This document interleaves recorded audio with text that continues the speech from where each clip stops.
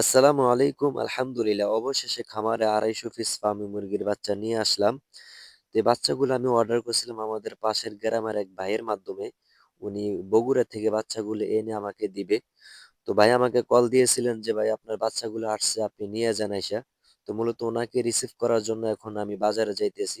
তো চলে আসলাম বাজারে। বাজারে এসে দেখি উনি মুরগির বাচ্চাগুলো অটো থেকে নামিয়ে আমার জন্য অপেক্ষা করতেছেন।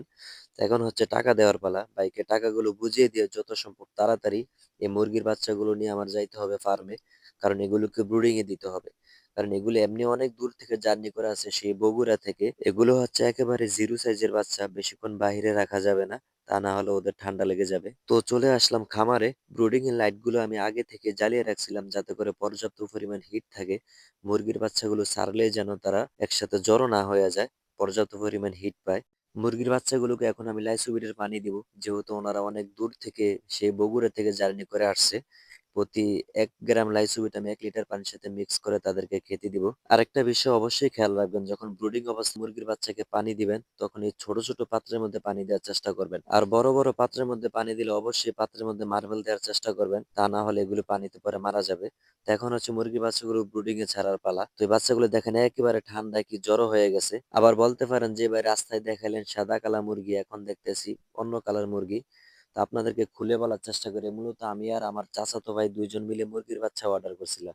রাস্তায় আপনারা যে মুরগির বাচ্চাগুলো দেখছিলেন সাদা কালো, এগুলো ছিল মূলত কালার বাট মুরগির বাচ্চা। সাদা কালো মুরগির বাচ্চাগুলো আমার চাচাতো ভাইয়ের। আর আমার বাচ্চাগুলো আর আপনাদেরকে রাস্তায় দেখাই না। কারণ এগুলো এমনি অনেক দূর থেকে আসছে। যত সম্ভব তাড়াতাড়ি অতি দ্রুত এগুলোকে ব্রুডিং এ দিতে হবে। প্রথমে একটা, একটা করে গুনে দিচ্ছিলাম যে ২৫০ পিস মুরগির বাচ্চা আছে কিনা দেখার জন্য।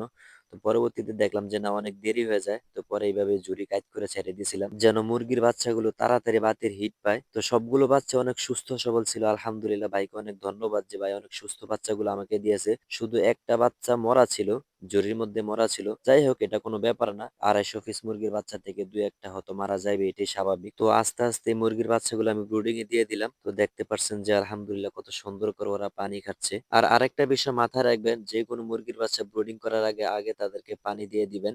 যাতে মুরগির বাচ্চাগুলো ছাড়লেই তারা পর্যাপ্ত পরিমাণ পানি খাইতে পারে, একসাথে জড়ো না হয়ে যায় পানি খাওয়ার জন্য। তো এই খাবারগুলো প্রথম অবস্থায় আমি এভাবে ছড়িয়ে ছিটিয়ে দিচ্ছিলাম। কারণ পাত্রের মধ্যে খাবার দিলে তারা খাবার চিনবে না। কোন পাত্রের মধ্যে খাবার আছে তারা খাইতে পারবে না। প্রথম অবস্থা আপনারা এভাবে খাবার ছিটিয়ে দিবেন। ছিটিয়ে দিলে ওরা খুব সুন্দর করে ঠুকরে, ঠুকরে খাবার খাবে। আর সাথে আমি আরো ২ টা পাত্রের মধ্যে খাবার দিয়ে দিয়েছি, যাতে ওরা পাত্রের মধ্যেও খাবার খানা শিখে।